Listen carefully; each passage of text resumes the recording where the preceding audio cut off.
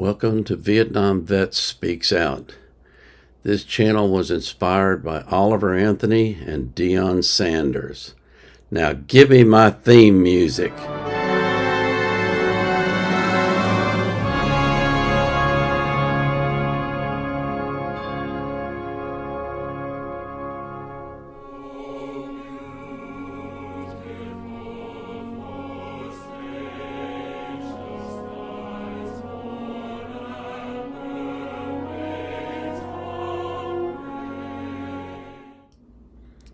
Welcome to Vietnam Era Vet Speaks Out.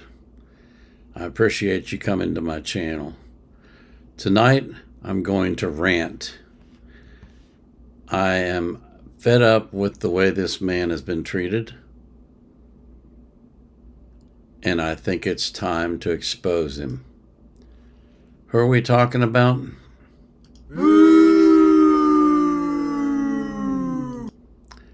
Anthony Fauci. In my personal opinion, Dr. Anthony Fauci is responsible for the deaths of 5.5 million people. He should be in jail, and yet he's not. He was the driving force behind the gain-of-function research that was going on at the Wuhan lab. He was the one who funded the research there. He was the one responsible for the release of the virus, because if they hadn't been doing gain-of-function research, the virus never would have come out. He was the one who lied once the virus got out and said, oh, it's from natural causes, it's not from the Wuhan lab. And he pushed that on everybody. And he's the one who destroyed the ability of people to get out the word that hydroxychloroquine and zinc would kill the virus. So not only did he release the virus, not only did he pay for gain-of-function research, but he also destroyed the one possibility we had of putting an end to this virus before it ever began. And so, in my opinion, he's responsible for the deaths of 5.5 million people. Let's take a look. You can see that his agency has now admitted that it funded gain-of-function research in Wuhan. And of course, the question, what else are they keeping from us, is a very valid one. But what did Fauci do when the virus got out? He began pushing the hypothesis that the virus came from the wet market in Wuhan and not from the lab. And he pushed and pushed and pushed that and insisted that it was true, claiming it was scientifically valid when it wasn't. We now know that that's false because the FBI has determined that it probably came from the lab, and so has the Department of Energy. We'll never know the truth because China's not going to let us find that out, but he's responsible for all that. But once the virus got out, then what happened? Well, a little-known doctor in New York named Zelenko discovered a protocol to treat for COVID, and 99% of his patients survived. 99%. His protocol was very simple. He treated his patients with hydroxychloroquine, zinc in massive amounts, and azithromycin, an antibacterial, to prevent infection in the lungs in case that was a secondary cause of the virus. Well, how did Zelenko come up with this theory? Or how did he come up with this protocol? Was it something he just kind of guessed at? Oh, no. Look at the dates on these scientific studies. In 2004, scientists were already discovering that zinc was effective against viruses. In 2010, they found it was effective against coronavirus. COVID-19 is a coronavirus. So they've known for almost 10 years from when the COVID vaccine came out, but 10 years before that, that they could kill it with zinc. They also know that zinc is effective against bacteria as well because it enhances the immune system and helps you to fight off those sorts of things. And they're aware that chloroquine, which, if that rings a bell to you, hydroxychloroquine, yes, that's what we're talking about, is a zinc ionophore. Well, why do you need a zinc ionophore? Because zinc is only effective if it gets inside the cells. And zinc has a hard time getting into the cells. But if you use an ionophore like chloroquine, that helps zinc get inside the cells, and that's where zinc does its business. It destroys the virus and prevents it from replicating. And if you can prevent a virus from replicating, you kill the virus. It cannot grow. So Zelensky was aware of these studies. He'd been reading the literature as any good doctor would, and he knew that if he came up with a treatment protocol that involved the use of hydroxychloroquine to enhance getting zinc into the cells, along with a massive amount of zinc, way more than your recommended daily allowance, and he added azithromycin as an antibiotic to kill any bacterial infections that might have been caused by the COVID-19 virus. And what happened? 99% of his patients survived. But when that news came out, what do you think happened? Fauci and the government and the medical establishment fought against it and said, oh no, we don't know if that works. Zelenko actually had to pay for his own research paper to show that his protocol worked. Paid for it himself and had it published.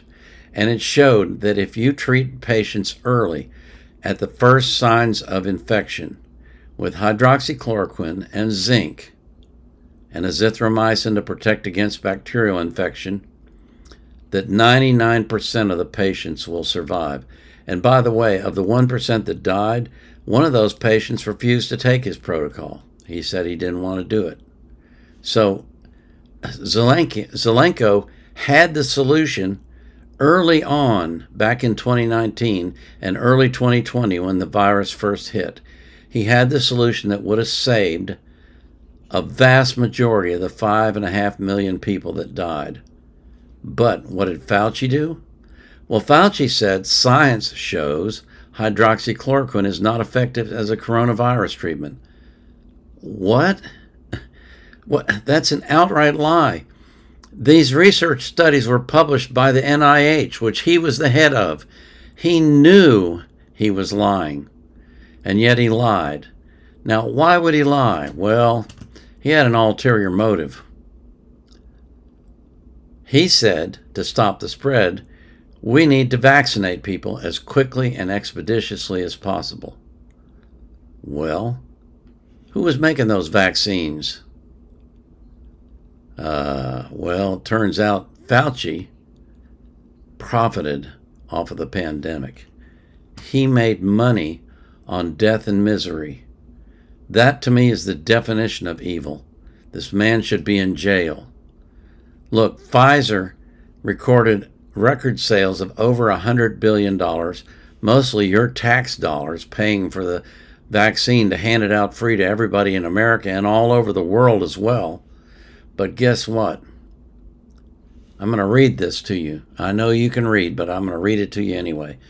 Last year, the National Institutes of Health, Andy Fauci's employer, doled out $30 billion in government grants to roughly 56,000 recipients. That largesse of taxpayer money buys a lot of favor and clout within the scientific, research, and healthcare industries. However, in our breaking investigation, we found hundreds of millions of dollars in payments also flow the other way. There are royalty payments from third-party payers, think pharmaceutical companies, back to the NIH and individual NIH scientists. Now, you and I are smart enough to know that that is a clear conflict of interest. You know, we're not stupid people. the government and the people in government might think that we are, but we're not. We know exactly what's going on. Okay? We understand that they lied to us. We understand that they withheld beneficial treatments. We understand that they pushed a vaccine that cost a lot of money. And we also know that there are side effects of that vaccine that were not anticipated. And we're not even 2 years into it. We don't know what the long-term effects of mRNA vaccines are. We only know what the short-term effects are, and some of those are very negative. They can cause death. But we won't know for decades whether or not mRNA vaccines are safe. And yet they pushed those on us when he knew full well that there was already a cure on the market. Why did he do that? Because hydroxychloroquine is cheap. It's readily available. It's been used since 1959. It's used to stop malaria in Africa. And it's a safe drug that anyone can take. According to our own government, it's safe for adults, children, and pregnant women. The only people who should not take it are people who have psoriasis. That's it. That's the only ones. Okay? So I think you're smart enough to put 2 and 2 together and figure out that not only were you lied to, but you were scammed, and the scammers made a fortune. That to me is the definition of evil. And Anthony Fauci was right in the dead center of it all.